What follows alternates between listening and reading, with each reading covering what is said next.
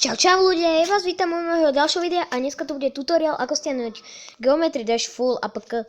Takže je to na Android takže zapneme si Google alebo čo si zapnete, aký máte prehliadač, Firefox alebo také.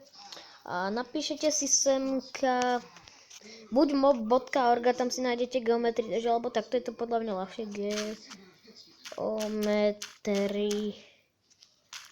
Geometry Dash Full. To prvé, toto playmob.org, to si kliknete vlastne. Tuto pôjdete dole, tuto download a toto posledné toto a vlastne keď si to stiahnete, tak vlastne si to otvoríte, takto nejak, počkajte,